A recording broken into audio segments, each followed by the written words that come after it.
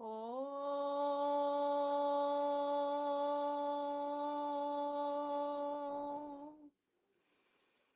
नमस्ते अस्तु आयते नमो अस्तु परायते नमस्ते प्राणतिष्ठत आसीनायोतते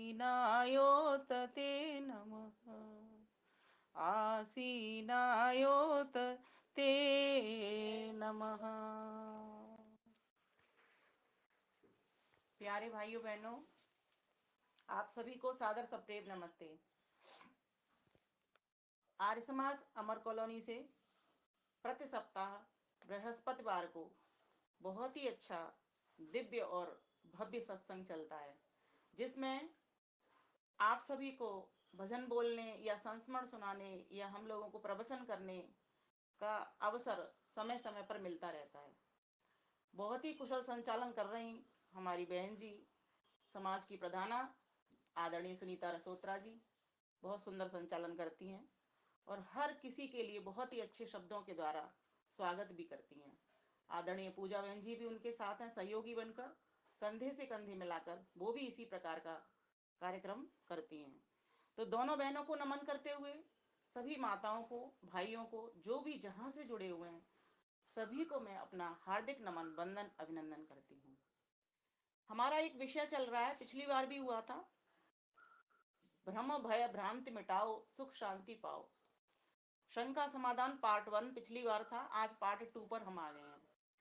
हम चाहते हैं इस कड़ी को आगे से आगे बढ़ाते जाएं और हमारे समाज में जो व्याप्त बुराइयां हैं, अंधविश्वास हैं, कुरीतियां हैं, रूढ़ियां हैं, पाखंड हैं, भ्रम हैं, भय हैं, अंधविश्वास हैं, उनका हम पूरी तरीके से उच्छेद कर दें, निर्मूलन कर दें, सफाई कर दें। और इस काम को आर्य समाज रूपी संस्था बहुत ही अच्छे ढंग से कर भी रही है, क्योंकि हम उसी उद्यान के महकने वाले फूल हैं। तो हमारी भी अपनी इच्छा भी है और कर्तव्य भी हमारा बनता है कि हम स्वयं पहले अपने घर से सफाई करें कूड़े करकट की, तत्पश्चात हम औरों का भी कूड़ा करकट साफ करने की हिम्मत रखें। इस हेतु से दोनों बहनों ने ये कार्यक्रम चलाया हुआ है। पिछली बार का कार्यक्रम बहुत अच्छा गया, इस बार भी अच्छा जाएगा। आप सभी माताओं का मेरे साथ आशीर्वाद है। तो शंकाएं पहले कुछ तो मैं अपने पास से उठाऊंगी, फिर उसके बाद में कुछ शंकाएं मैं आपसे भी लूंगी। समय हमारा सुनीता बहन जी कितना रहेगा? 5-10 तक रहेगा, कोई बात नहीं है, और भी कम कर सकते हैं। वो तो जब कड़ी चलानी है तो हम धीरे धीरे करके चलाते रहेंगे। हाँ हाँ, कोई दिक्कत नहीं है। बिल्कुल बिल्कुल बिल्कुल। तो हाँ, माता जी नमस्ते। तो मेरा ऑडियो चल रहा है, ऑडियो रिकॉर्डिंग हो रही है। तो हमारा पहला प्रश्न एक मेरे पास जो आया था, जो मैंने लिखा हुआ है, कुछ प्रश्न पूजा बहन जी के मोबाइल में भी लिखे हैं। चूंकि मैं उसी मोबाइल से इसको कर रही हूँ तो मैं पढ़ने में असमर्थ हूँ, तो मैं उनसे बाद में पढ़वाऊंगी कि वो कौन से प्रश्न थे। पहले मैं अपने प्रश्न जो मेरे पास पहुंचे हुए हैं उनको पढ़ ले लेती हूँ। तो पहला प्रश्न मेरा आया मेरे पास, दायां हाथ शुभ और बायां हाथ अशुभ होता है, क्या ये बात ठीक है? आप लोगों का क्या मानना है? कोई एक बहन बोलेगी क्या ये बात ठीक है कि दायां हाथ शुभ होता है और बायां हाथ अशुभ होता है? नहीं नहीं, मेरे हिसाब से नहीं है, अशुभ नहीं है।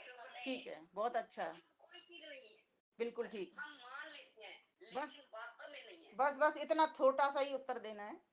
तो अच्छा, अब इसको हमें ये समझना पड़ेगा थोड़ा सा, क्यों शुभ है और क्यों अशुभ है, क्यों लोग कहते हैं इस बात को। सकारात्मक पक्ष और नकारात्मक पक्ष में दोनों ही रखने का प्रयास करूंगी, ठीक है? तो देखिए जी, शुभ और अशुभ कोई हाथ पैर नहीं हुआ करते, कर्म हुआ करते हैं। क्या होता है? कर्म हुआ करते हैं।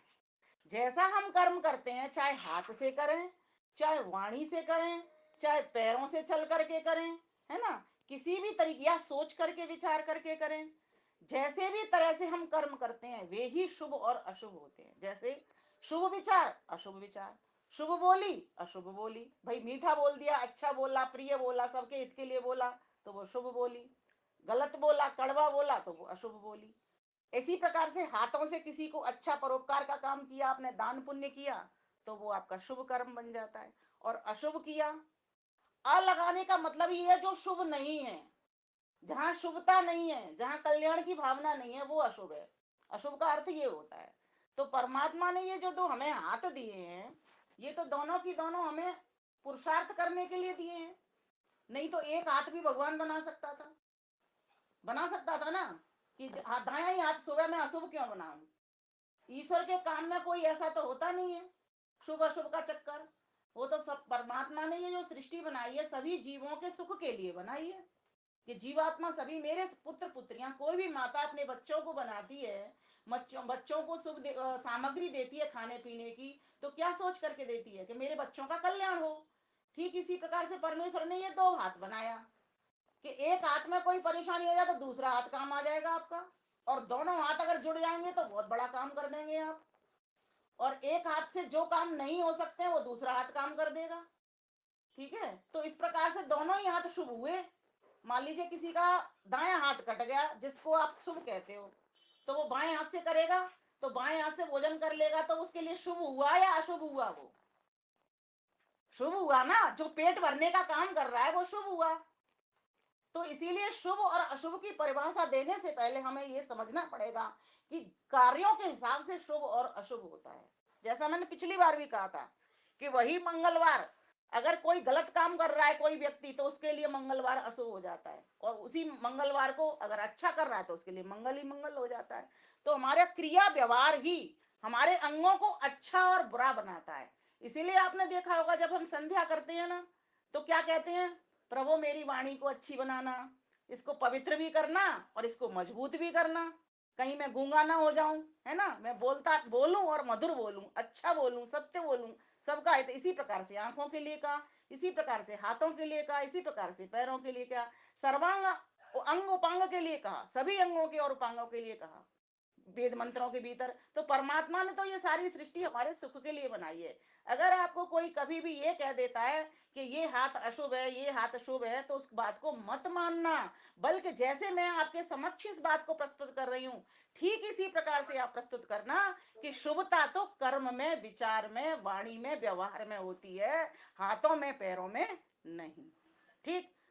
अब देखिए, एक एक वेद का मंत्र आता है इसी बात को सिद्ध करने के लिए कि दोनों हाथ शुभ हैं। वेद का मंत्र कौन सा है? अयम मे हस्तो भगवान, अयम मे भगवतर, अयम विश्व भेषजो, अयम शिवाभिमर्शन, अयम शिवाभिमर्शन। इसमें क्या कहा है? हे प्रभु, अयम यह, मेरा, हस्तो हाथ कैसा है? भगवान, ये भग से भरने वाला है, मुझे ऐश्वर्य को प्रदान करने वाला है।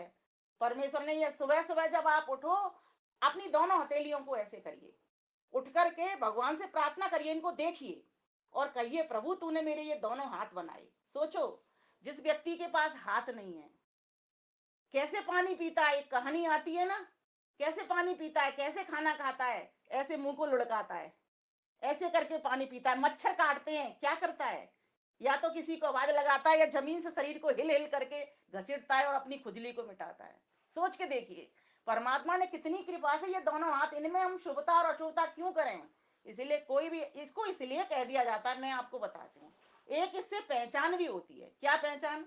बहुत सारे कार्य ऐसे कर दिए जाते हैं, कोई व्यक्ति घर से विदा हो गया, उसके सारे काम उल्टे हाथ से करते हैं। आपने ये भी देखा होगा, बहुत जगह पे करते हैं। अगर आपके यहाँ नहीं करते तो बहुत अच्छी बात है। और जो सीधा हाथ है उससे शुभ शुभता वाले काम करते चले जाते हैं। दो हाथों की एक पहचान बना ली है, जिससे लोगों को पता लग जाए कि किसके लिए ये काम हो रहा है, विवाह के लिए काम हो रहा है या घर में से कोई गया उसके लिए ये काम हो रहा है। इसलिए आपने देखा होगा, जब कोई व्यक्ति घर से जाता है तो उसकी जो लोई आटा बना करके लोहा सा बनाते हैं, उसको भी उल्टे हाथ से ही रखते हैं। तो कुछ चीजें ये पहचान की हैं, इसीलिए इसमें इस बात का बोध करें कि कैसे पहचान हो रही है और कहां पर अंधविश्वास है। इसीलिए अगर वो उल्टे हाथ से भी मृतक का काम कर रहा है तो भी वो वहां पर कर्म कर रहा है और अच्छा कर्म कर रहा है, जो उसके लिए उपयुक्त है, जो जरूरी वो कर्म कर रहा है। इसीलिए कोई शुभता न तो जाने वाले के लिए उल्टे हाथ से करने की है, न जो घर के विवाह उत्सव और जन्मों दिवस होते हैं उनके लिए करने की होती है। इसीलिए परमात्मा ने तो ये दोनों हाथ हमको भगवत तरह बहुत अधिक ऐश्वर्य प्राप्त करने के लिए दिए हैं। और विश्व भेषजो, ये हाथ तो हमारे लिए चिकित्सक का काम करते हैं, औषधियों का काम करते हैं। जैसे एक रोग को मिटाने के लिए औषधियां काम आती हैं, ठीक इसी प्रकार से ये हमारे हाथ काम आते हैं। इसलिए हमको इस तरह से प्रेजेंट करके लोगों तक अपनी बात पहुंचानी चाहिए कि परमात्मा ने हमारे जो दो हाथ बनाए हैं, दोनों ही हाथ हमारे शुभ हैं। उल्टा और सीधा ये दोनों तरफ से मजबूती के लिए दिए। दो दो इंद्रियां हमें परमेश्वर ने मजबूती के लिए दिए हैं। दो कान दिए, एक कान खराब हो जाए दूसरा कान काम कर देगा, एक आंख खराब हो जाए दूसरी आंख काम कर देती है ना। और एक 11 होते हैं, दो दो चीजें मिलकर के अपने आप में संगठन में होती हैं। इसीलिए परमेश्वर ने तो हमारे ऊपर बहुत बड़ी कृपा की है। हमको इस बात को समझ करके सबको बताना चाहिए, दोनों ही हाथ हमारे शुभ हैं। दोनों ही हमारी दोनों आंखों में शुभता हो। अगर एक आंख में शुभता मांगते हम, उस हिसाब से जैसे लोग कहते हैं तो सीधी में मांग लेते, उल्टी में नहीं मांगते। लेकिन क्या प्रार्थना करते हैं, परमात्मा मेरी दोनों आंखों को दिव्य बना दीजिए, पवित्र बना दीजिए, दोनों आंखों में शुभता भर दीजिए, दिव्यता भर दीजिए। क्यों कहते हैं, इसका मतलब भर सकती है, संभावना है उसमें शुभता भरने की। इसीलिए परमेश्वर ने हमारा जितना भी अंगोपांग शरीर बनाया है, ये सब शुभ के लिए बनाया है। बस शुभ कर्म करें, शुभ विचार उठाएं, शुभ बोलें, शुभ ही सब जगह सबके लिए हित की इस बात सोचें। शुभ में सोचें, शुभ में सोचें, हित में सोचें। और वाणी से जप में बोलें, तप में बोलें, शिव में बोलें, सत्य में बोलें। इस प्रकार से वाणी से, इसी प्रकार से हाथ से, मनसा वाचा कर्मणा, सबसे हम अच्छा व्यवहार करें, शुभ व्यवहार करें। तो दोनों हाथ, दोनों आंख, दोनों कान, दोनों हमारी ये जो मुख की जो इंद्रिया है, रसना और वाणी बोलने का कथन, ये दोनों कर्म सभी की सब हमारा शुभ हो जाए। तो अब आइए दूसरा प्रश्न मेरे पास आया है। घर से निकलते समय अकेला ब्राह्मण, नया घड़ा, तेल का घड़ा, तेली, कुबड़ा, रजस्वला स्त्री, विधवा स्त्री का दिखना, बिल्ली का रास्ता काटना अशुभ होता है, कितना ठीक है? ये होता है क्या? मुझे तो ये पता ही नहीं थी, जब प्रश्न आया है तब मुझे पता चलिए कि ये सब भी हो रहा है समाज में। ये सब होता है क्या माताओं? हाँ जी, बहुत कुछ होता है। अच्छा, ठीक है, चलिए। हाँ, तो बिल्ली का काटना तो मैंने भी सुना था। लेकिन ये जो कहा जा रहा है, विधवा स्त्री का दिखना, रजस्वला स्त्री का दिखना, सन्यासी का दिखना, कुबड़ा का दिखना, तेल का घड़ा दिखना, नया घड़ा सामने पड़ जाना, ब्राह्मण का आ जाना, ये कैसे गलत हो गया? कोई भी व्यक्ति घर से चल रहा है तो कुछ ना कुछ सामान तो लेके चलेगा। वो तेली व्यक्ति तेल का घड़ा लेकर के चलेगा। क्या रजस्वला स्त्री घर से बाहर निकलना छोड़ देगी? क्या जो विधवा स्त्री है वो काम करना? अभी बोलेंगे नहीं, बीच में प्रश्न मैंने रखा था, उसका उत्तर दे रही हूं मैं। पीछे मुझे प्रश्न करेंगे हाथ रेज करके, जैसा सुनीता बहन जी ने बताया था। ठीक है, तो मैं ये बात करते हुए इसलिए बोलती हूँ जिससे आपको एकदम पक्का हो जाए वो विषय। तो घर से निकलते समय अकेला ब्राह्मण, मैं पहला ब्राह्मण लेती हूँ। अब एक बात बताइए, कोई ब्राह्मण आपको नजर आ गया तो क्यों आपके लिए वो अशुभ हो रहा है? कि आपकी जेब खाली हो जाएगी उसको देख करके? शायद मुझे लगता है ऐसा ही इसीलिए कहा जाता होगा कि ब्राह्मण को मत देखना। भाई, ब्राह्मण तो अगर आपको दिख गया तो आपका कल्याण भी हो जाएगा, अगर वो सही ब्राह्मण है तो। ब्राह्मण के 6 कर्म बताते हैं शास्त्र हमारे, यज्ञ करना, यज्ञ कराना, ज्ञान देना, है ना, पुस्तक पढ़ना, स्वाध्याय करना और सबको पढ़ाना, इस तरह से समझ लो इसको। और दान लेना और दान देना, दोनों कर्म होते हैं। इससे पहले तक, जब तक हमको वेद शास्त्रों का ज्ञान नहीं था, तब तक हम यही समझते थे ब्राह्मण लेने का कर्म कर सकता है, देने का नहीं कर सकता। लेकिन सोचिए, विद्या धनम सर्वधनम प्रदानम, इतना बड़ा धन हमको ब्राह्मण दे रहा है, क्या वो दान नहीं है? विद्या का दान देता है, हम उसको धन का दान देते हैं। और अपने शिष्यों को, ब्रह्मचारियों को तो वो विद्या, वो धन का दान भी देता है पढ़ने के लिए। उनको पढ़ाता है, उन पर पैसा नहीं होता, उनको भोजन नहीं मिलता, उसकी व्यवस्था भी वो करता है। इसीलिए ब्राह्मण अगर आपको आ गया तो समझो शुभ ही शुभ है, कुछ अशुभ होना ही नहीं है। लेकिन लोगों ने इस बात को भी कह दिया। अब दूसरा शब्द लेती हूँ, नया घड़ा। भाई, नया घड़ा दिखा तो ये तो आपको सूचना दे रहा है शुभता की। नया घड़ा, नए घड़े में तो पानी बहुत अच्छा सा ठहर सकता है और पीना ही चाहिए नया घड़ा लेकर के। उसमें रोम छिद्र होते हैं, अभी उसके रोम छिद्र बंद नहीं हुए, तो उसको बुरा क्यों मान रहे हो तुम? अब कुम्हारन है, आप दिए लेने जाते हो, उसके पास तो सारे नए पात्र रखे होते हैं। बताइए कौन सा पात्र उसके पास नहीं होता? जाते हैं ना, चाहे वो हमारे घर लेके आए सिर के ऊपर रख के, या हम उसके पास जाएं। कहते हैं जब सुबह ही सुबह निकलते हैं कोई नया घड़ा लेकर के जाए तो वो ठीक नहीं होता। वो शायद इसीलिए भी मान लिया गया है कि वो जब कोई मर जाता है घर से तब जाकर के उसके लिए कुछ मटका मटकी खरीद के लाते हैं, तो शायद इसीलिए भी उस चीज से जोड़ दिया करते हैं। लेकिन बहनों माताओं, ये सारी चीजें बिल्कुल बकवास है, कोरी अंधविश्वास। इसी को तो अंधविश्वास कहते हैं। अंधी बातों पर, अज्ञान की अविद्या की बातों पर लोग विश्वास करके बैठ गए हैं। अब देखिए और आगे लिखा है यहाँ पर, तेल का घड़ा। अब तेल के घड़े में क्या दिक्कत है? वो जो शनि वाले होते हैं ना, कितना तेल मांग रहे होते हैं, एक बाल्टी लेके चलते हैं, वो लेते हैं ना, और सब लोग घरों से उसको तेल डालते हैं कि हमारा शनि का ग्रह टल जाएगा। क्या उसके तेल डालने से शनि का ग्रह? दान देने से तो वैसे ही अच्छा होता है, पुण्य मिलता है। दान तो तेल का करो, सोने का करो, धन का करो, कि संपत्ति का, जो कुछ तुम्हारे पास है उसका करो, सबसे अच्छा ही अच्छा होना है। सिर्फ तेल से ही क्यों अच्छा होना है? सबसे अच्छा होना है। तेल तो जरूरत की चीज है। इसलिए जो मंदिरों में जो तेल चढ़ाया जाता है, पुजारी के घर में तेल नहीं होता, तेल का प्रयोग करता है। अगर हमारी वही चीज चढ़ाई हुई उसके पुजारी के मंदिर में चढ़ रही है, तो उसका तेल का होता क्या है? पुजारी अपने खाने में काम में लेता है। एक दिन मैंने पूछा, मैं निकल रही थी, हमारे घर से आगे चल करके अमर कॉलोनी की तरफ जाते, एक शनि मंदिर पड़ता है। मैंने पुजारी जी से बात भी की इस विषय में कि ये जो इतना तेल दुनिया चढ़ा करके जाती है, इस तेल का आप करते क्या है? बोले हम क्या करेंगे, लोग चढ़ाने का मतलब ये हमको दे करके गए हैं, तो हम तो अपने बच्चों को खिलाते हैं, हमें खरीदना नहीं पड़ता। और मैंने कहा ये तो बहुत ज्यादा चढ़ाते हैं, तुम इतना तेल कैसे पी जाओगे?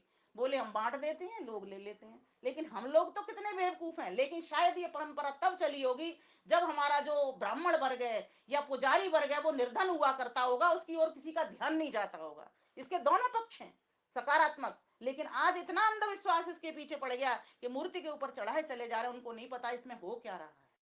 इसीलिए हमें दोनों ओर से देखना पड़ेगा। अगर किसी का भला होता है, उसकी डोलची में डालिए, उसके घर में खाना बनेगा, उसके बच्चे भूखे नहीं जाएंगे। लेकिन ये सोच करके नहीं कि इससे जो शनि का कुपित मेरे ऊपर हो गया है, उससे वो उसका कुपित होना बंद हो जाएगा।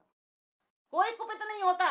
हम अपने कर्मों के स्वयं साक्षी हैं, जैसा कर्म करते हैं वैसा ही हमको फल मिलता है। इसीलिए कोई कुपित नहीं होता। और फिर शनि तो ग्रह है, वो क्या कुपित होगा? जड़ ग्रह है। जड़ में तो वैसे ही समझने की अज्ञ होता है, वो तो उसमें तो वैसे ही जानकारी का अभाव होता है। वो तो वैसे ही कुछ नहीं कर सकता। बिना बनाए कोई चीज बनती नहीं है ना, बिना चलाए कोई चीज में गति आती नहीं। तो जड़ जो शनि है वो क्या करेगा? वो तो हमारा कुछ नहीं कर सकता। और रही बात ईश्वर की, ईश्वर को भी शनि कहा गया है। तो ईश्वर क्या करेगा हमारा? ईश्वर तुम्हारे कर्मों का फल दाता है और सही न्याय करता है। वो गलत काम नहीं करता। आज हमारे पास दुख है, इसका मतलब ये कोई ना कोई हमारे ऐसे कर्म हैं जिनके कारण हम दुखी होते हैं। और आज हमारे पास सुख है तो कोई ना कोई हमारे ऐसे, और एक व्यक्ति के पास किसी चीज में तो बहुत अधिक सुख है, किसी चीज में बहुत अधिक दुख है। जैसे किसी के पास पैसा बहुत है तो बहुत सुख है, लेकिन उसके घर में देखने में आ रहा है कि इसके घर में संस्कार विहीनता है, लड़ाई झगड़े बहुत ज्यादा है, तो दुख ही दुख है। तो ऐसे कोई परफेक्ट कोई घर ऐसा होता नहीं है। हाँ, परसेंटेज अगर हम निकाल के देखते हैं तो किसी के घर में अधिक सुख होता है, उसको हम स्वर्ग कह दिया करते हैं। किसी के घर में अधिक दुख होता है, हम उसको नर्क कह दिया करते हैं। तो शनि किसी का कुछ नहीं बिगाड़ सकता। जो तेल का घड़ा लेकर के निकल रहा है वो अपने बच्चों के लिए लेकर के निकल रहा है। और बल्कि तुम हो सकता है तो तुम उसका और वो लगा दो, उसके ऊपर और दया कर दो। बल्कि उनसे तो तुम्हें शुभता जागेगी, उसके ऊपर दया आएगी, तुम्हें कुछ करने का भाव आएगा कि देखो हमारे समाज में ऐसे ऐसे लोग भी रहते हैं। इसके सकारात्मक नकारात्मक दोनों पक्ष होंगे। हमें दोनों तरफ से अपनी विद्या को लाना है और अविद्या को घटाना है, हटाना है। तो एक और इसमें आया है, वो तेल का घड़ा, तेल ही एक ही बात है, उसमें कोई खास फर्क नहीं है। और यहाँ का है रजस्वला स्त्री। अब रजस्वला स्त्री के लिए क्यों कह रहे हैं इस बात को? जब पीरियड्स होते हैं, मासिक धर्म होता है, तो गंदा रक्त निकलता है स्त्री के शरीर से, कितना स्मेल आती है। कुत्ते वगैरह काट लेते हैं उनकी जांघों को। हम नहीं सूंघ पाते, हमारे पास उतनी वो नहीं है जितनी उनके पास नाक है। कई बार आपने देखा होगा, बहनें माताएं यहाँ बैठी हुई हैं, सभी की सभी अपने आप में से ही कई बार स्मेल आने प्रारंभ हो जाती है। बहुत इन्फेक्टेड चीज है और इसका असर वास्तव में जाता है। इसीलिए बहुत सारी चीजों के लिए कहा जाता है कि वो घर में ही बैठी रहे, वो कोई काम ना करे। लेकिन आजकल के जो जमाने में इतनी व्यवस्था हो गई है, इतना स्वच्छता हो गई है कि सारा फिर काम करना पड़ता है। दूसरी बात, एकाकी परिवार होगा इसलिए सारा काम करता है। तो जो रजस्वला स्त्री पहला टाइम जब रहा है, तब ये बातें चली हैं प्रचलन में, जो रूढ़ियां बन गई और आज बन करके अंधविश्वास के रूप में प्रकट हो गई कि रजस्वला स्त्री का मुंह दे लिया, खराब हो गया तो वो बेचारी आएगी नहीं, घर से बाहर नहीं निकलेगी तो उसका भला होगा। लेकिन आज तो सभी जा रही हैं। आज के जमाने में अगर इस बात को कहेंगे तो बेमानी सी लगती है। रजस्वला स्त्री एक ही घर में स्त्री है, वो घर का काम भी करेगी, बाहर का काम भी करेगी, सब जगह जाएगी आएगी वो, क्योंकि अकेली वो परिवार में रहती है और साफ स्वच्छता से निकल रही है, सफाई से निकल रही है। तो कोई इससे अशुभ और शुभ किसी का, और वैसे भी अगर गंदी भी कोई निकले तो बाहर वाले पर कोई इतना फर्क नहीं पड़ेगा। हाँ, पॉल्यूशन में जरूर उसका एक अंश लग जाता है, प्रदूषण बढ़ाने में। घर में रहे, अपने साफ कपड़े रखे, बदलाव करे उनका, इस तरह से उसको रहना चाहिए। यहाँ से इस बात को समझना है। और कहा बिल्ली, हाँ, ये आचार्य ज्ञानेश्वर जी के पास भी हम लोगों ने भी प्रश्न डाला था आज से 10 साल पहले, रोजड़ वाले हैं। क्योंकि कोई कहता था नहीं करना चाहिए, क्योंकि शास्त्रों में तो लिखा है नहीं करना चाहिए, वर्जित है। लेकिन आचार्य ज्ञानेश्वर जी ने भी वही उत्तर दिया जो मैंने अभी आपको उत्तर दिया है, कि तब ऐसा इतना वो नहीं था जमाना स्वच्छता का, न कपड़े वपड़े इतने होते। आजकल पैड का जमाना, एक दिन में 3-3 बदलो, 4-4 बदलो। और और दूसरी बात, शरीर भी इतना स्वस्थ नहीं होता कि वो यज्ञ कर पाए, कई बार ऐसा भी होता है ना, रोगी भी पड़ जाता है व्यक्ति। और फिर ये लगता है घर के लोग कर रहे हैं, संयुक्त परिवार होता था तो ये नहीं, मैं नहीं तो और कोई दूसरा कर लेगा। लेकिन आज तो एकाकी परिवार और यज्ञों का बहुत अधिक अभाव दिखाई दे रहा है, कहीं यज्ञ नहीं हो रहे।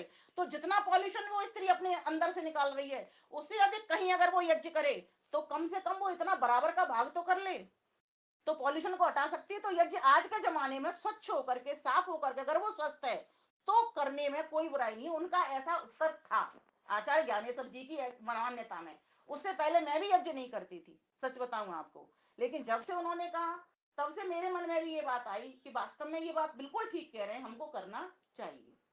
शास्त्रों में हर बात इतने उससे डीप उससे नहीं लिखी होती विस्तार से।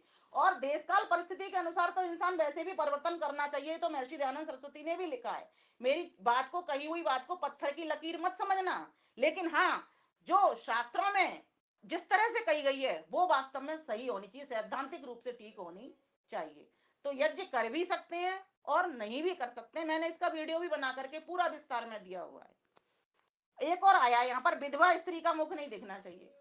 अब आप देखिए उस विधवा स्त्री का क्या वो है, कसूर है, जिसके कारण उसका मुख नहीं देखना चाहिए। और आज तो वर्तमान में तो सभी की सभी इसी तरीके का दिखाई दे रहा है, जिस तरीके का छटपट छटपट होकर के आदमी जा रहे हैं। जो विधवा स्त्री हमारे लिए और अधिक काम कर रही है, जब उसका पति था उससे अधिक काम अब कर रही है, तो बल्कि उसका तो मुख देखना और ज्यादा शुभ है। देखो, हाँ, ये इसलिए कहा गया, इसका नकारात्मक पक्ष ये हो सकता है कि हम अपने समाज में ये चाहते हैं कि कोई भी विधवा ना हो, कोई भी विधवा ना हो, इसीलिए हम इस तरीके के ये चीजों को उठाया करते हैं और समाज इसको महत्व दे दिया करता है।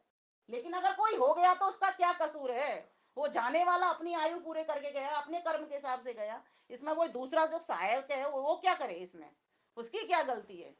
तो इस प्रकार से ये चीजें दकियानूसी हैं आज के समाज में और आज के युग में, आधुनिक वर्तमान काल में ये बिल्कुल भी मान्य नहीं होनी चाहिए। ये बिल्कुल गलत है, ये पूरा पूरा अंधविश्वास है। बल्कि वो अगर उसके पास कोई योग्यता है, विधवा हो या चाहे सधवा हो, उससे हमेशा उसके पास बैठ करके ज्ञान है, अगर उसके पास ज्ञान है, जो भी योग्यता है उसका फायदा हमको उठाना चाहिए और उसको भी फायदा देना चाहिए।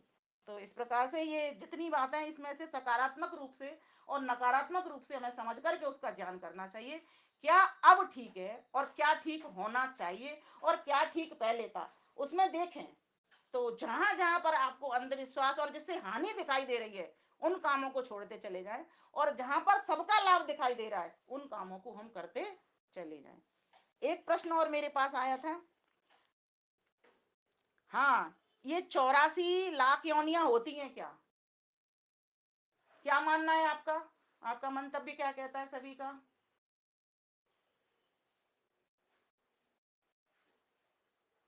हाँ, पुष्पलता माता जी के हाथ से मक्खी उड़ा रही हैं या नहीं आया है, क्या आया है?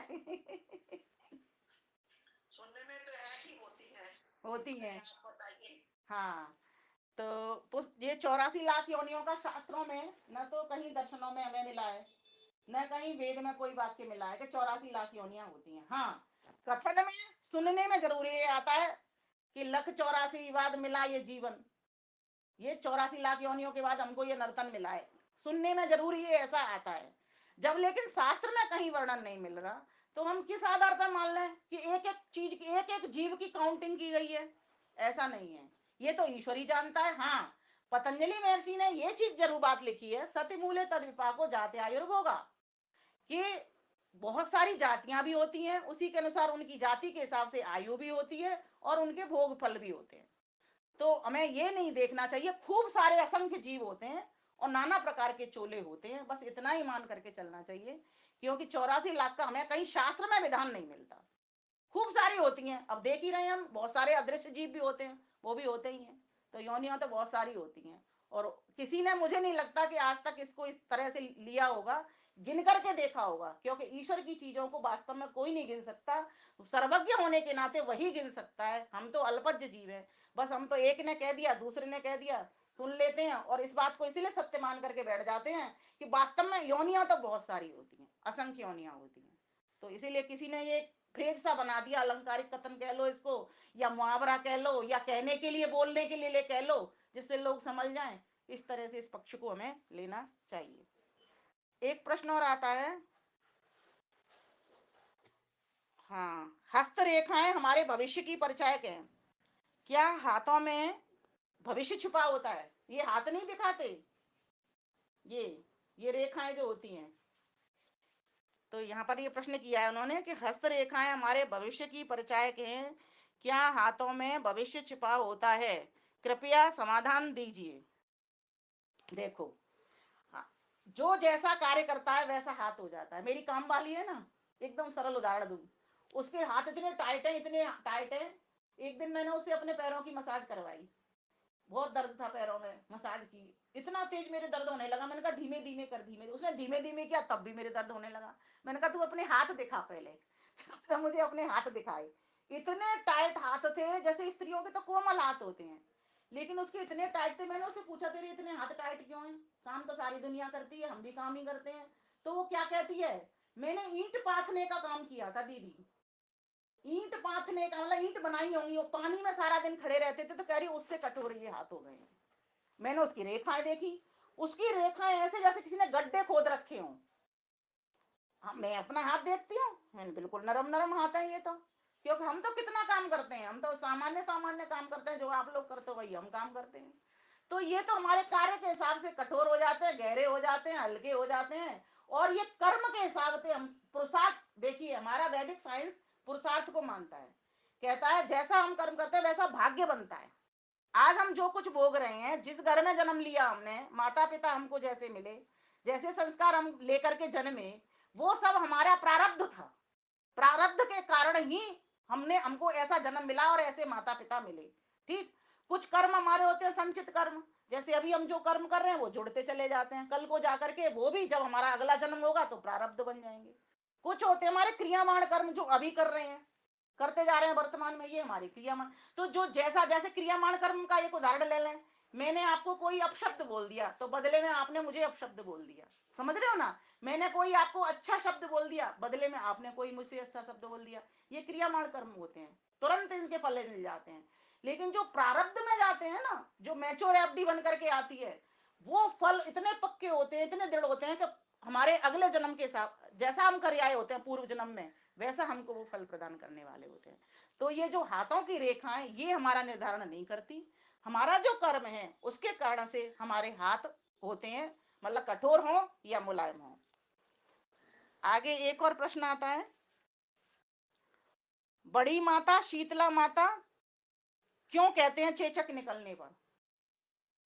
जब किसी को खसरा या चेचक निकल आती है ना, तो आपने सुना है क्या, बड़ी माता निकल गई या चेचक निकल, वो खसरा निकल, क्या बोलते हैं, शीतला माता निकल गई, ये सुना है ना?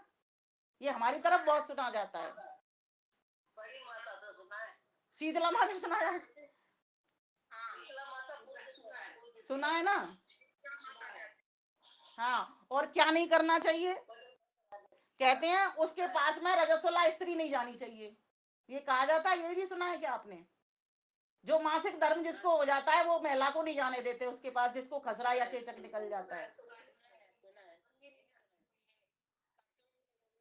हाँ, ये भी सुना, ये हमने भी सुना है। तो सुनो, अब इसको सुन लो।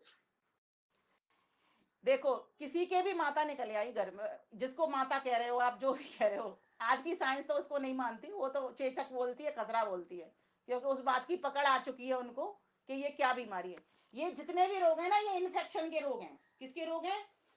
इन्फेक्शन से चलने वाले रोग हैं ये। क्या हो गया, आवाज गई? आवाज आ रही है? ये जितने भी रोग है ना इस तरह के, फोड़े फुंसी निकल आना, है ना, ये क्या कहते हैं, चेचक खसरा निकल आना, ये सब खून की खराबी और इन्फेक्शन से निकलने वाले रोग हैं। और एक मौसम जो कि सर्दी से गर्मी की ओर बढ़ रहा होता है, जैसे अभी आप देखोगे फागुन मास का और चैत्र मास का जब शुरुआत हो जाएगा, तब बहुत ज्यादा चेचक खसरे निकलेंगे, लोगों को उल्टियां होंगी, हैजा होंगे, दस्त होंगे, ये सब संक्रामक रोगों की कोटि में आ जाते हैं। अब क्या करते हैं, हम चाहते हैं कि हमारा बच्चा या घर का व्यक्ति ठीक हो जाए, तो क्या करेंगे, उसे और अन्य मिलने वाले इन्फेक्शन से बचाएंगे। अब रजस्वला स्त्री के तो स्वयं ही इन्फेक्टेड रक्त है जो गंदा निकल रहा है वो, तो इसीलिए उससे कह देते हैं कि भाई तुम दूर रहो। अभी हम इसका, जैसे कि चप्पल जूते हम घर के बाहर रखते हैं, डॉक्टर स्पेशल कह देता है हमको चप्पल जूते घर के बाहर उतारने, कभी भी रोगी के कमरे में लेकर के नहीं जाना, जिससे कि इन्फेक्शन नहीं फैले। अब हमको ये चीज माने, सामान्य व्यक्ति जब जब होता है, जब अंधेरा बहुत होता है, ज्ञान उसको होता नहीं, तो ज्ञान की भाषा में तो उसको सिखाया नहीं जाता, तो सारी चीज को हम धर्म से जोड़ देते हैं, ले दे करके, जिससे लोग मान जाए। ठीक है, तो जब कह देते ना माता निकली है, इसको देवी माता आई हुई है या बड़ी माता आई हुई है, तो वो घर की स्त्री है, या जिसको भी वो रजस्वला का धर्म हो रहा है, मासिक धर्म हो रहा है, वो नहीं जाएगी, अन्यथा तो वो चली जाएगी। क्योंकि उतना ज्ञान तब उस समय पे नहीं था जब ये रूढ़ियां चली, ये अंधविश्वास चले। आज की साइंस तो सीधा बता देगी कोई भी इन्फेक्टेड व्यक्ति है वो ना जाए, कोई भी चप्पल जूता रोगी के पास ना जाए। लेकिन तब, लेकिन अगर माँ ही हो जाए रजस्वला तो वो क्या करे फिर? हाँ तो वो नहीं जाती है ना, अगर बहुत छोटा बच्चा है तो चली भी जाती है वो ही, तो फिर माँ तो चली गई ना। हाँ तो चली जाती है ना, वो नहीं मानती, फिर उस मन, देखो जो काम हो सकता है उसको तो व्यक्ति करता है, जो निठ ही नहीं रहा उसके बिना रह ही नहीं सकते, तब तो वो कर ही लेता है ना। कई बार चाची ताइयां कर लेती थी पहले तो, अब तो लेकिन एकाकी परिवार में ये संभव नहीं है। तो माँ जाएगी जाएगी, माँ ही पकड़ेगी उसको, कैसे करेगी? बिल्कुल। अब लेकिन एकाकी परिवार में अब तो ये सारे काम करने ही पड़ रहे हैं। अब तो डॉक्टर दवाई देता है एंटीबायोटिक, तब वो एंटीबायोटिक नहीं चलते थे, तब का इलाज होता था आयुर्वेदिक औषधियों से हुआ करता था। जब ये चीजें चल जाती है ना कि रजस्वला स्त्री नहीं जाए, ये प्राचीन काल से नहीं चल रही थी, कहीं वेद शास्त्र में नहीं लिखा हुआ ये कि रजस्वला स्त्री नहीं जाए, ये तो ऐसे समय पे आती है जब व्यक्ति को ज्ञान तो है नहीं बहुत अधिक, तो कहते हैं धीरे धीरे करके इस तरह से इन्फेक्शन को रोको, ऐसे लोगों को भी रोको, नीम के पत्ते रखो वहां पर, और कुछ और भी उपचार हो सकते हैं, हींग का, जीरे का छोंक भी मत लगाओ, क्योंकि ऑयल नहीं दिया जाता। जब वो फोड़े निकलते हैं ना तो बहुत ऑयली वाली, देखा होगा आपने, चेचक और खसरा ज्यादातर ऑयली वाली स्किन पर निकलता है। एक बार बचपन में मुझे भी निकला था, बहुत तगड़ा भयंकर निकला हुआ था, इतना अधिक निकला हुआ था, पूरा चेहरा फोड़ों से भर गया था, और इतने उसमें पीप जैसी पड़ गई थी, और किसी भी इलाज से वो ठीक नहीं हुआ, और वो अपने आप ही 2-3 महीने में ठीक हुआ, और उसकी भी पपड़ी पड़ गई, और बड़ी मुश्किल से वो पपड़ी गई, काफी सारे एलोवेरा और दवाई ऑइंटमेंट लगाने के बाद में। और मेरी माँ भी अकेली ही थी घर में, वो भी सारे काम करती थी मेरे, क्योंकि वो इतना अंधविश्वास हमारे घर में है नहीं, चाहे भले ही कोई कुछ कहता रहे, वो मानते नहीं है इन सब चीजों को, डॉक्टर का ही इलाज कराते हैं। लेकिन ये जो रोग है ना, ये वास्तव में एंटीबायोटिक भी खा लिए तब भी ठीक नहीं हुआ, ये बहुत जाकर के बाद में ठीक हुआ, 2-3। दोनों बेटों को इकट्ठे निकली थी, डॉक्टर का इलाज नहीं कराने दिया मुझे मेरे बड़ों ने। वो और छोटे वाले को तो इतना हो गया कि इंफेक्शन अंदर रह गया, वो इतना फीवर उसको बाद में आता है, 3-4 साल के बाद वो जाके उसको दोबारा खसरा निकला, तो जाके वो ठीक हुआ। हाँ, इसको ये भी कहते हैं, इसीलिए भी दवाई नहीं देते, बड़े बुजुर्गों का कहना ये है कि इसमें दवाई दे दोगे तो वो रुक जाएगा, और जब रुक जाएगा ना, कि उसको बुखार क्यों बार बार चढ़ रहा है, 3-4 साल तक मैं उसको डॉक्टरों को लेके भाग, इन्फेक्शन था ना, बॉडी के भीतर इन्फेक्शन था, मेरे भी 3 महीने तक मेरी तो जीव टूट गई थी बिल्कुल, बचपन में बोला नहीं जाता था मुझे, 3-4 साल तक मैं उसको डॉक्टरों को लेके मेरा अपना अनुभव कह रहा है इस बात को, मैं जब छोटी थी। खसरा निकला, फिर वो जाके ठीक हुआ। हाँ बिल्कुल ठीक बात है ये, तो ये इतना तगड़ा इन्फेक्शन होता है, इसीलिए इसको हर इन्फेक्शन से बचाने के लिए, और जहां पर डॉक्टरी ज्ञान नहीं हो, कोई वैद्य की बात इतना समझने वाला नहीं हो, तो उस चीज को इस तरह से जोड़ दिया जाता है जिससे लोग इसका से बचाव कर सके इन्फेक्शन से। मेरा ऐसा ऐसा मेरा मानना है, ऐसा मेरा सोचना है, मैं अपने अनुभव के आधार पर इस बात को कह रही हूँ, बाकी आप अपने हिसाब से इसको और भी अच्छा सोच सकते हो। अब देखिए पूजा बहन जी, 34 मिनट तो हो गए हैं, अब आप अपने प्रश्न रख दो वो आत्मा राम वाले। हमारे सारे प्रश्न तो रह गए सारे। रहेंगे नहीं, अभी 30-34 मिनट हुए हैं। सुनो, लोग कह रहे हैं कि अगर किसी जीव की मृत्यु हो जाती है, आत्मा राम निकल जाता है, तो बाकी जो बॉडी घर में पड़ी होती है उसमें परमात्मा होता है या नहीं? सुनो, आत्माराम कहें या कुछ भी कह लो उसको, उससे फर्क नहीं पड़ता, वो तो एक अलग विषय चला जाता है, फिर मैं उस पर दूसरा विषय लूंगी। पर संसार एक वेद कहता है ईशावास्यमिदं सर्वं यत् किंच जगत्याम जगत तेन त्यक्तेन भुंजीता माँ हृदय कस्य सिद्धनम। आपकी बात यही खत्म कर दी वेद ने। ईशावास्यमिदं सर्वम, कण कण में भगवान है। अब चाहे उसी ईश्वर के भीतर कोई जन्म ले, चाहे उसी ईश्वर के भीतर कोई मर जाए, उसी ईश्वर के भीतर डेड बॉडी पड़ी है, उसी भीतर ईश्वर के भीतर बच्चा जन्म ले रहा है, उसी ईश्वर के भीतर बच्चा जन्म ले रहा है। तो अब आप ये बताइए ईश्वर कहां चला जाएगा? वो तो खिसक ही नहीं सकता। सब जगह अच्छा देता है उसी ईश्वर से। ऐसा ईश्वर है वो, सर्वव्यापक सर्वदेशीय है, एक देशीय नहीं है जिससे वो खिसक लेगा। हम तो खिसक लेंगे, यहाँ बैठे हैं तो वहां खिसक लेंगे, अमर कॉलोनी पहुंच जाएंगे संत नगर से, अमर कॉलोनी वाले संत नगर आ जाएंगे, ठीक है ना। लेकिन ईश्वर कैसे खिसकेगा जब कोई जगह खाली नहीं है? सपरिआगत, सब जगह व्याप्त हुआ है। सपर्यगात शुक्रम अकायम अब्रणम अस्नाविरम, उसमें कोई भी छेद नहीं है जिससे वो खिसक भी लेगा, एक भी छेद का सहारा लेकर के कि यहाँ पे जगह खाली है तो यहाँ खिसक लेगा।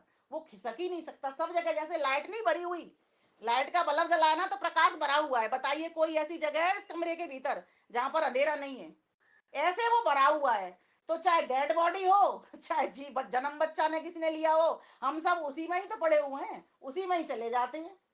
उसी में ही जब प्रलय होती है तो उसी में सिमट जाते। मीन्स उस परमेश्वर का ऐसा बृहद आकार है, ऐसा बृहद स्वरूप है, सारी प्रकृति रूप में जब ये प्रलय हो जाएगी तो प्रकृति के रूप में उसी ईश्वर में पड़ी रहेगी, सत्रजतम के रूप में। ये सारे हमारे जितने भी चोले आपको दिखाई दे रहे हैं तो अपने कारण में विलय हो जाते हैं ये। तो इसीलिए ऐसा नहीं है कि उसमें से ईश्वर निकल गया। ये तो वो वाली बात हो गई कि जैसे कहते हैं ना कुत्ते में किसी ने कहा भगवान नहीं होते। जब कोई जगह खाली नहीं है, उनको वेद का सिद्धांत पता नहीं, इसलिए वो कह देते हैं कि कुत्ते में भगवान नहीं होते। बताइए कोई जीव ऐसा है जिसमें भगवान नहीं होंगे? वो अपना क्रिया व्यवहार कर ही नहीं सकता। हम जो मस्तिष्क से सोच रहे हैं, हम आत्मा के कारण तो सोच रहे हैं, लेकिन आत्मा के भीतर शक्ति कौन दे रहा है? ये मन बुद्धि किसने बनाए? ये निर्णय करने की क्षमता किसने भरी? उसके पीछे मात्र एक सर्वशक्तिमान चेतन सत्ता है, निराकार सत्ता है, सर्वव्यापक सत्ता है, सर्वदेशीय सत्ता है। इसीलिए हमको ये कभी मत लाना मन में कि जो लाश पड़ी हुई है उसमें से भगवान निकल गया। दूसरा प्रश्न और था मैन जी आपका, आपने ये कहा था कि जब वो जो फूल चुनने जाते हैं ना, क्या सपने सच होते हैं? नहीं क्या जब सपने सच होते हैं या झूठ? अभी इसी में और है, फूल चुगने जाते हैं तो एक हड्डी निकलती है आत्माराम की, हाँ, उसको आत्माराम उससे कहते एक हैं। हड्डी निकलती है, उसको आत्माराम कहते हैं। देखो आत्मा के शरीर का सुनो, शरीर का कोई भी अगर पार्ट डैमेज होता है तो वो उसमें नहीं आता है। ये लोग कह रहे थे, ये क्वेश्चन था मेरा। हाँ, देखो हमारा जब शरीर जल जाता है ना पूरा, तो कुछ ऐसी कठोर कैल्शियम के पुंज हैं जो नहीं जलते। हमारी हड्डी सब कैल्शियम का है बना हुआ रूप। हमारी जितनी भी हड्डियां हैं ना ये सब कैल्शियम से बनती हैं। आपको ये मैं जानकारी के लिए बता दूं। तो कहीं कठोर हड्डी है, कहीं मुलायम हड्डी, हमारे पूरे शरीर के स्ट्रक्चर में, ठीक है। तो वो जो जिसको आत्माराम कहते हैं वो कौन से स्थान का होता है? एक तो आपने देखा होगा ये नाखूनों को कितना भी जला के देखो, प्रैक्टिकल करना, काट करके आग पर डाल करके, ये जलते नहीं है। काले तो हो जाएंगे ये लेकिन जलते नहीं है ये, मतलब राख नहीं बनेंगे।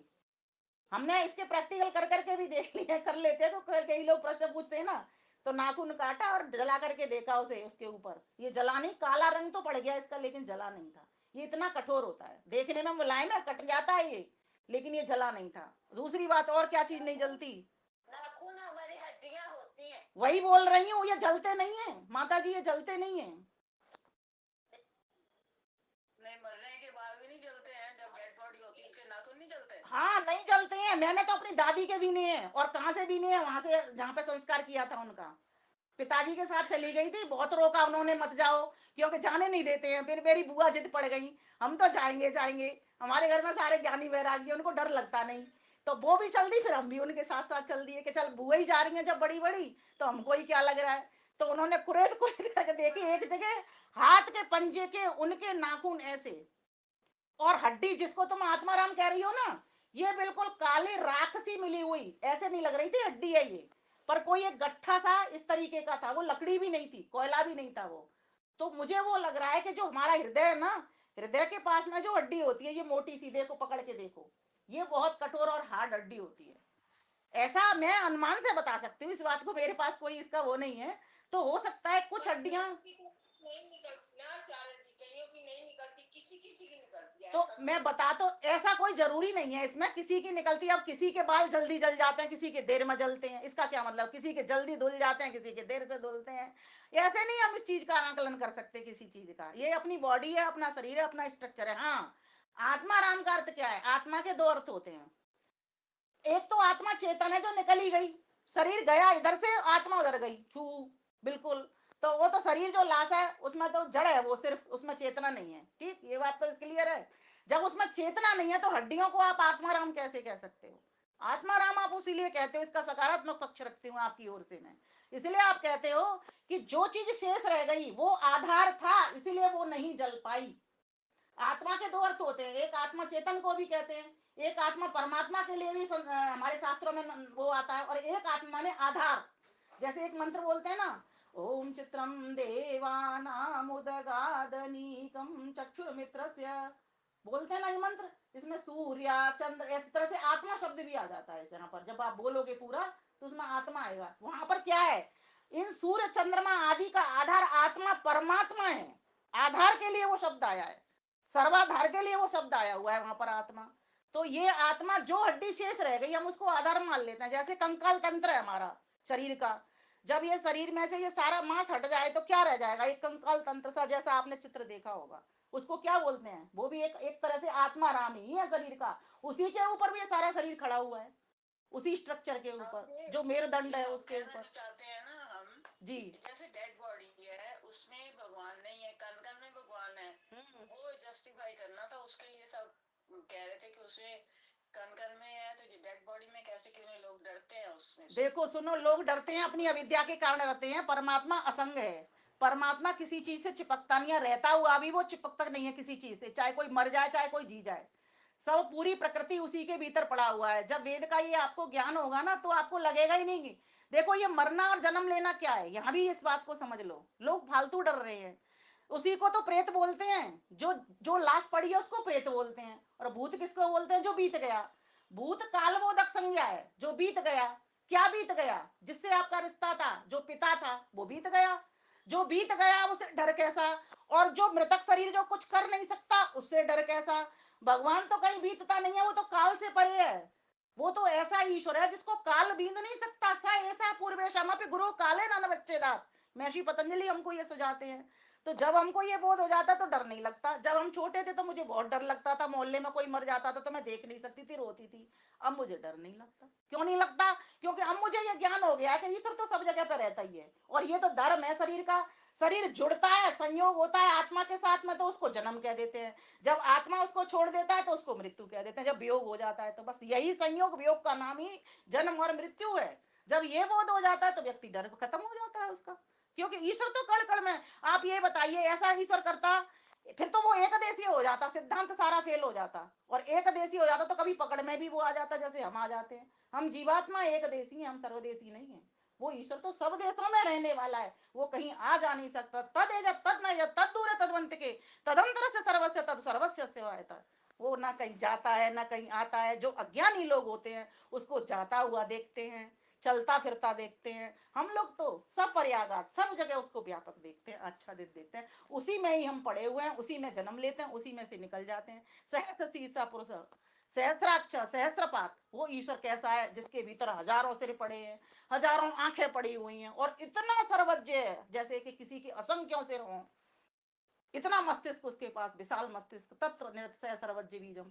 तो ऐसे ईश्वर को हमें कण कण में व्यापक जानना चाहिए, शास्त्र प्रमाण के आधार पर भी और अनुमान प्रमाण के आधार पर भी। आप देख ही रहे हो, अगर उसमें ईश्वर होता तो कोई चेतना भी दिखाई देती है आपको? चेतना नहीं है वहां पर, कुछ भी नहीं होता। इसीलिए वहां पर भी ईश्वर है, और मरे हुए में भी ईश्वर है, जन्म लिए हुए भी ईश्वर है। कोई जगह उससे खाली नहीं है, सब जगह पर ईश्वर विराजमान रहता है। तो आइए, अब समय मेरा हो गया है 44 मिनट।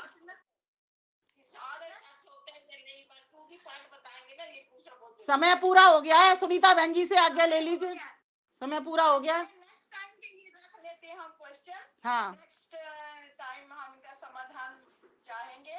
तो हम अपनी विमलेश बंसल जी का बहुत बहुत धन्यवाद। इन्होंने बहुत सुंदर ढंग से सबकी शंकाओं का समाधान किया है, बहुत अच्छे ढंग से और बहुत विस्तार से किया है कि सबके समझ में आ जाए, क्योंकि ये क्वेश्चन ना 2-3 बार उठ चुके थे, तो इसलिए उनका समाधान लोग चाह रहे थे कि आप सभी का बहुत बहुत धन्यवाद। नमस्ते।